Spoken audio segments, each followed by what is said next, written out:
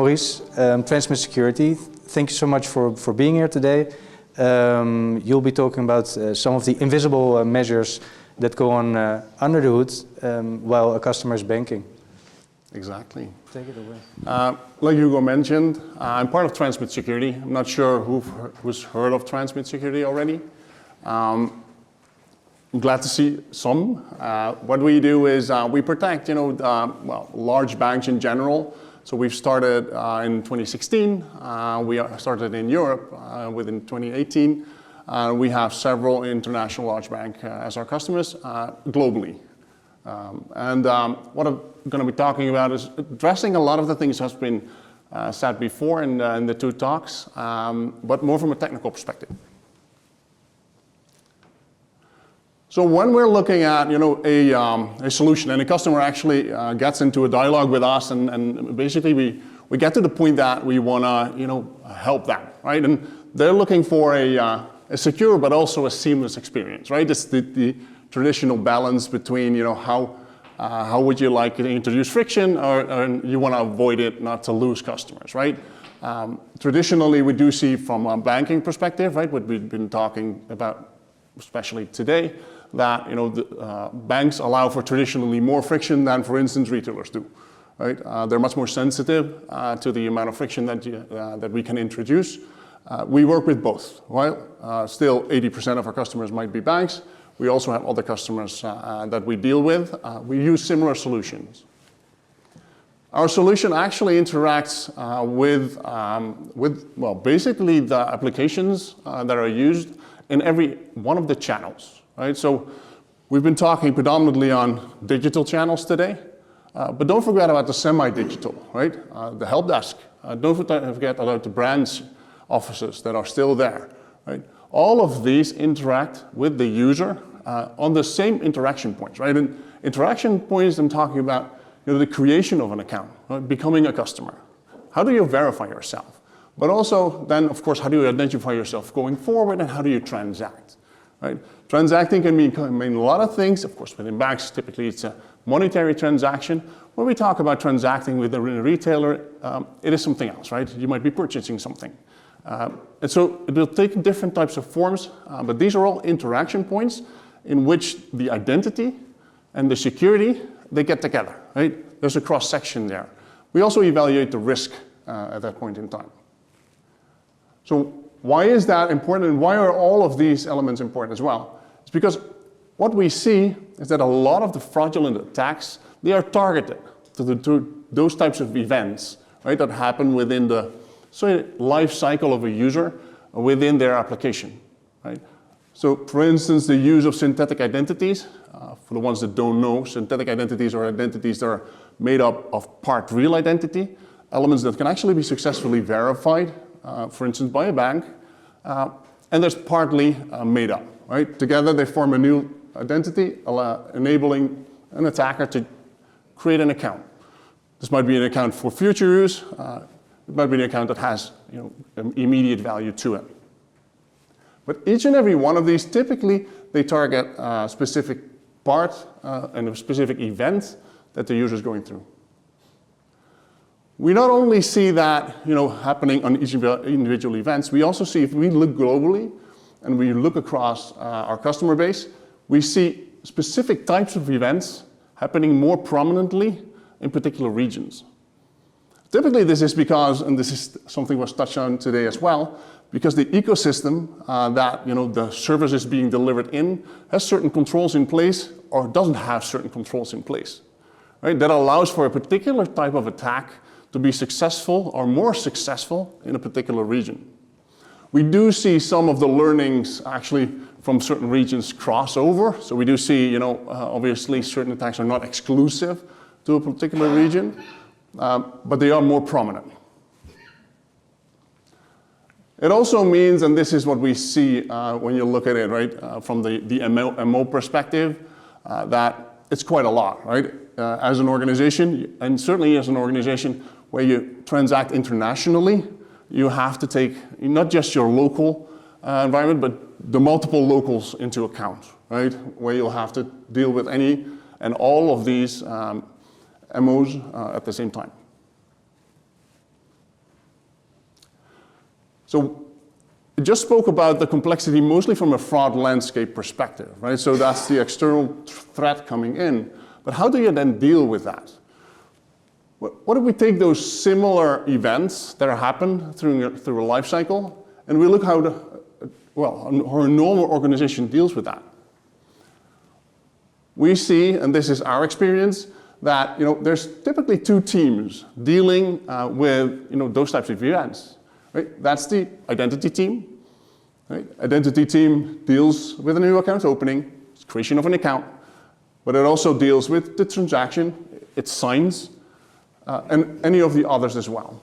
But we also have the fraud team. And the fraud team is there to be able to then evaluate within those events continuously, what's the risk? Do I need to do something? And so on and so on, right? If you're lucky, this is all part of a single application and a single owner.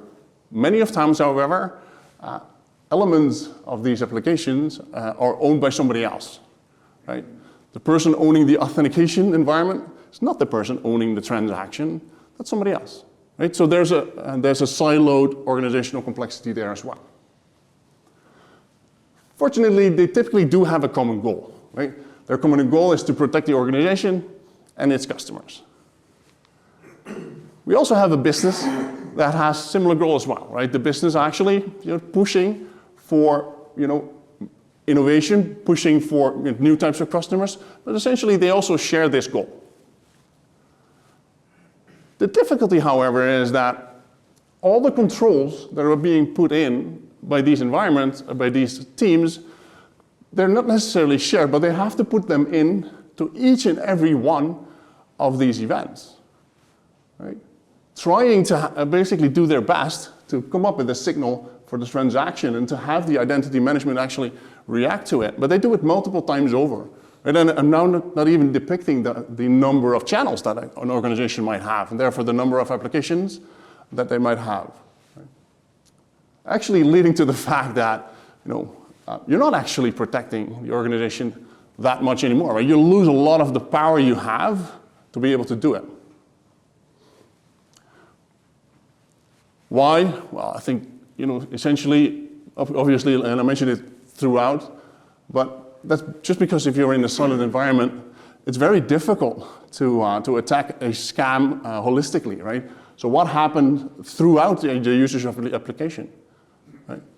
Having the data that needs to be available to do that successfully is not isolated to that individual event that a user will go through. It's also that, if you want to protect successfully and you want to do that, you might react too quickly, right? You might force the user to go through too much friction, either losing the customer as a whole or just impacting the user experience in a negative manner, right? And thirdly, because of the complexity of the organization itself, the agility that's quite needed at this point in time to be able to react to new types of scams, it's hampered, right? Because any change would require you to actually, do that in multiple parts of your organization, wire that even to multiple events, already always lagging, right? Always lagging behind. So why do we need to do this? Obviously, we've heard a lot about that already, right? But from a numbers perspective, and it's not just us seeing it in the wild, right, with our customers, that they'll have 60 to 70 tools just dealing with security within an organization that need to be managed. When this is it's a relatively new report in the UK, the last 12 months, they had an £11.4 billion loss, right, just to scams. So yeah, there's a significant need to go and do something. And what is that? So what is it that we see in the market? What is it that we do? But what is it that others start doing as well? They converge. Right? Where you traditionally, I think most of us, right, in this room, they are experts in a certain manner, something to do with identity, otherwise probably you wouldn't be here. You would recognize the IAM section here. You would recognize the domain of identity verification and recognize the domain of fraud detection. These were traditionally independent domains, right?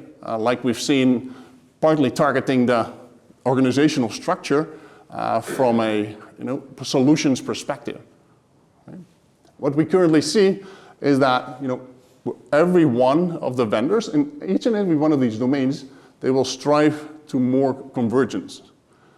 Instead of focusing on their speciality, they'll focus on holistically doing a better job by having and owning more of the identity flow and all the events that are happening within an identity journey.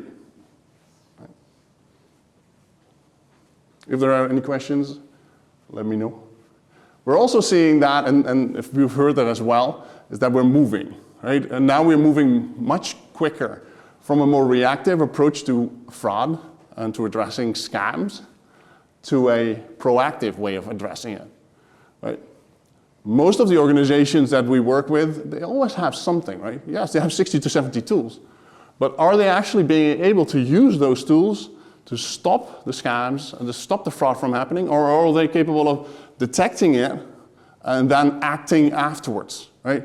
Blocking the transaction and then going to call the customer saying, hey, I saw this, you did this, but I blocked it. Can you do it actually before it happens? Right?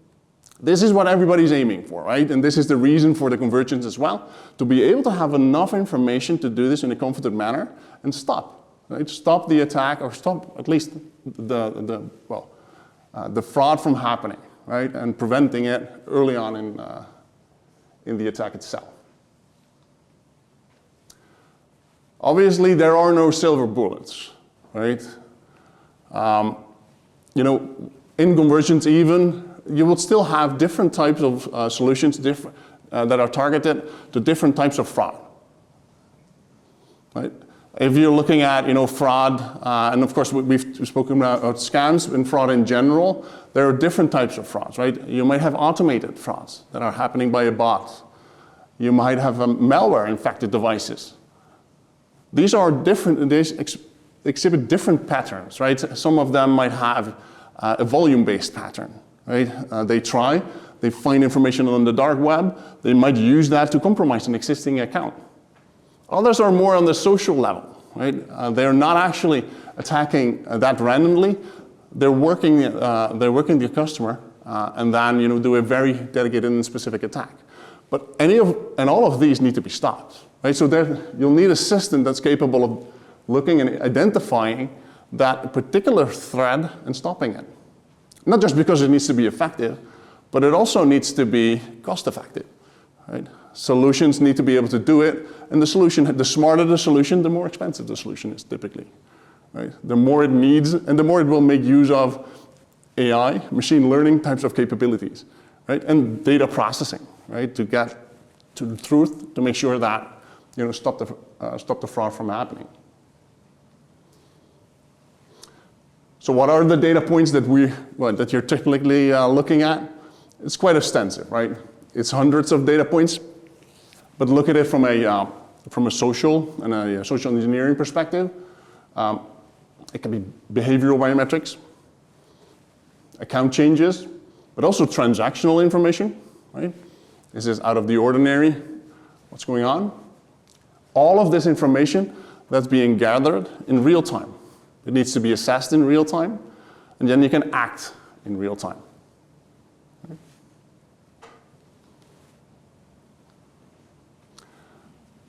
We spoke about scams before.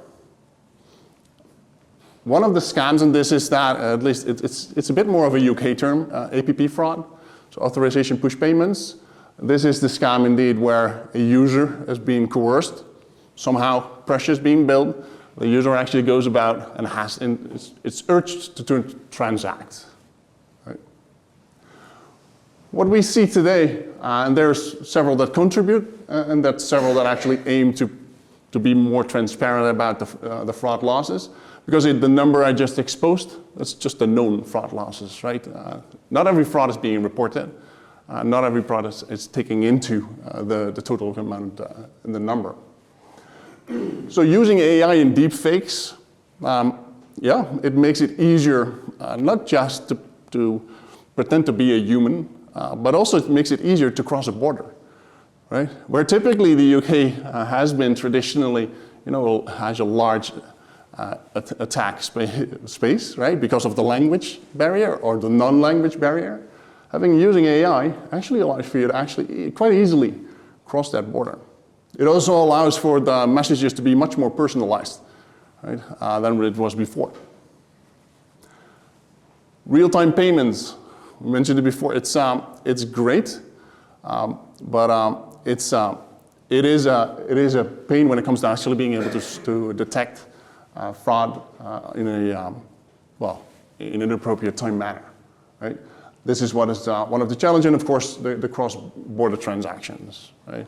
Where typically, internally within an organization and within a country, you have measures. In the Netherlands, we have it as well. We have a name ID check.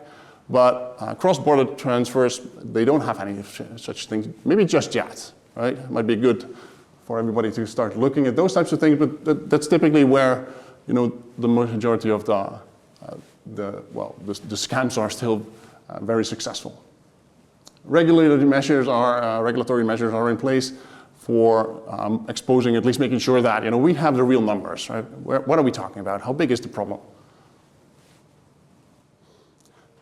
If you take and look at all the things that we can do, right? We collect all the data from all the events that are happening. We collect data outside, so we scour the dark web for information.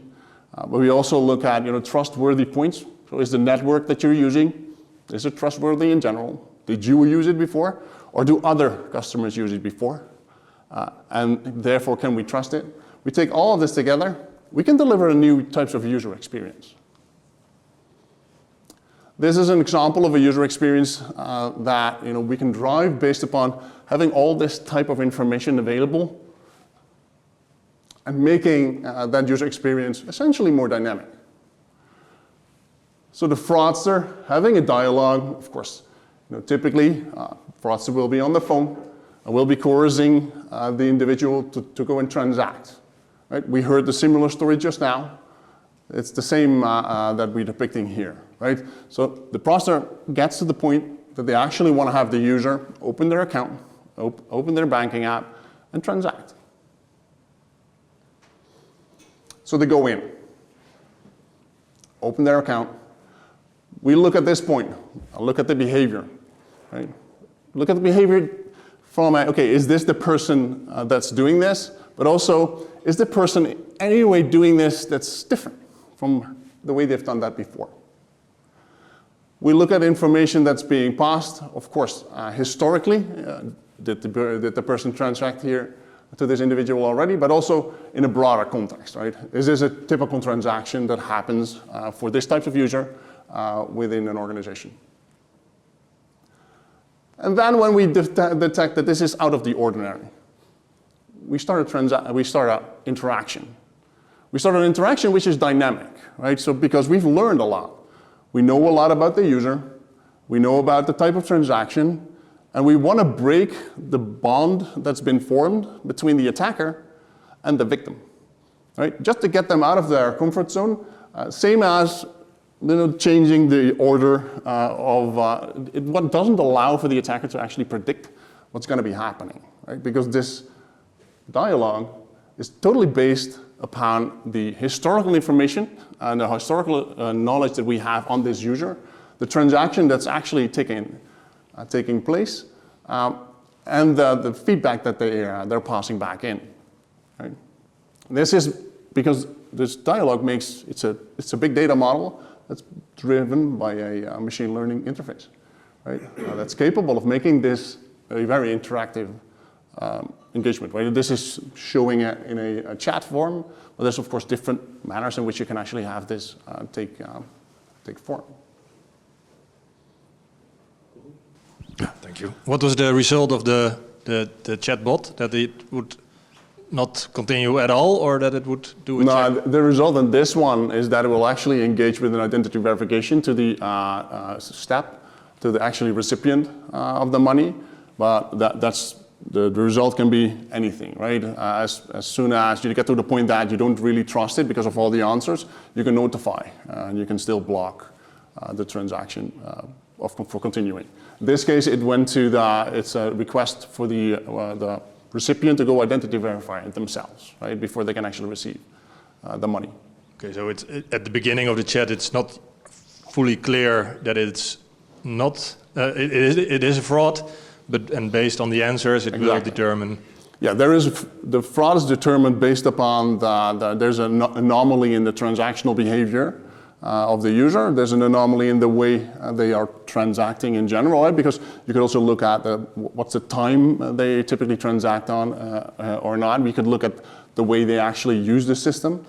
Is that normal? Do they always go like that? Or is it different? Then you can raise the level. Yeah, so it's not yet 100% clear at the beginning, so they will not decide to cancel it without the conversation. No, exactly, right? Because the whole point is not, the whole point is the other way around. The whole point is to be able to allow the transaction, because canceling is easy, but then you basically push it to a back office and you have somebody else deal with it. The whole point is being able to get to the point that, you know, we can, if it is somehow trustworthy, you can let it go. And you don't have to manually go and address the challenge. You said the vaults, they transfer money to a vault. That's one of the things that they do. That's one of the dialogue. Are they known? Are they known patterns that you can detect? Yes. There are known patterns that we detect and we know and we see throughout our customers and the dialogues, and then we take those into account. This is just an example, but we do see, you know, the dialogue that's being had. We do, you know, we get this input essentially, so we know the MO that's being used to transact. Not just from us, but also from essentially our customers, but also from other peers. Thank you. Yeah. The vault in this case, it's just a safe place that typically is the users being coerced to actually go and transfer the money to. Right? It could be a special account that's being made up for you. And this is very difficult. So what you see is that you can detect that something might be a fraud or a scam because it's out of the ordinary. And then what you see here is actually it's a nice, it's one of the ways in which you can try to snap out the customer from the, you know, because that's the purpose, right? To basically delay, to be, well, not be predictable with the questions, and then have them engaged, but also make them aware of what they're doing. Has anybody of you ever been a victim of any? Thank you, Maurice. Thank you. Have anyone of you? Has anybody here ever been a victim of one of these scams, frauds? No? Okay, so then you're a very nice group to target because it's totally fresh. We have a couple of minutes left, but maybe it's good if are there any questions? Are there any questions? So what we saw is that how the industry as a whole, or the society as a whole, is trying to grapple with this new phenomenon, which is scams, which is people being, well, coerced, manipulated into voluntarily sending their money somewhere. We looked at how the Dutch Banking Association is doing this, together with the government, together with the telcos, together with the socials. We looked at how a brilliant bank, and I'm not, so one of the Dutch banks is doing this together, just like the other Dutch banks are doing this. What they're trying to do in order to help their customers, because the keys are safe and the locks are safe, but how do you then make sure that you don't give the key to a fraudster? So what are banks trying there to do that? And we've seen how there's companies out there that provide solutions that help organizations such as banks to manage this. I've enjoyed. Can I ask a question? So we really focus on the person sending the fraud, right? Which I think is fair, right? Do that and great, and we've solved certain things and have not solved everything. But I always wonder, shouldn't there be more attention on the recipient of the money? So isn't there like a good business case to target, the fraudster on that end, right? Because someone is receiving a large amount of money, that's always a known account. There's always someone that opening against that. It makes a business case very difficult if that's, if that's a one-off thing. So. Yeah, but you've never heard of KYC? Know your customer? Yeah. There's a lot of effort going into that. No, I think if there's anybody in this room that knows about KYC, it's Maarten, because that's one of the ways in which he makes his money. That's the way we try to do that. All the things we do against whitewashing are also helping here with knowing your customer. But it's not enough. Apparently it's never. There's not one solution. And one of the things that you asked the question, I think, at the beginning of the session, does it help to file a police report? One of the things is you see money mules. And it's people being coerced into opening up their bank account so it can be used to launder money, not only to hide from taxes, but also money that's stolen from other customers. One of the examples that you saw was lowering the limit of bank accounts of minors, the money that can be transferred from an ATM. I remember that was in the period of the beginning of the 2010s, when there was a lot of money mules, aged 14, 15, 16, whole soccer teams, gave their debit cards, and there was tens of thousands of youngsters. And by doing this, by by taking measures to make sure that some recipients are not interesting anymore, that's a very strong measure. And then. Is that something that we can do from the Netherlands, or is that typically sent to accounts outside of the Netherlands? It's also within the Netherlands. Yeah, the thing with the whole fraud environment there is, it's difficult because it's really small. It can be really small, 2 guys sitting in a hotel room with a laptop. And it can be a whole city somewhere in the Middle East with a call center of 100 people. So there's not just one type of fraud, not one type of fraudster, just like there's not one type of customer. But on all these frontiers, we are doing things and working together with. So for instance, also on the money mules and the caching, the legislation has changed. So now they can pursue you. They can. Money mules used to be also victims, but now. You go to the judge and you get a fine or a penalty or whatever, because we need to be a bit more harsh on that part and try to. The thing here also is that fraudsters, they're very flexible. So if we close one window or thing, they find another way. Right? So we have to keep closing. And customers still want to be able to go to their money and transfer their money. And so that's what I meant, the whole balance all the time, making things more difficult for the fraudster, but making things easy for the customer. That's why an IT account I made it by 20,000, because otherwise I have to wait 4 hours. Well, as long as you don't get scammed, that's okay, right? Ik wil nog 1 belangrijke toevoeging doen op uw vraag over waarom het belangrijk is om aangifte te doen tegen aankoopfraude. Dat schoot me net nog te binnen.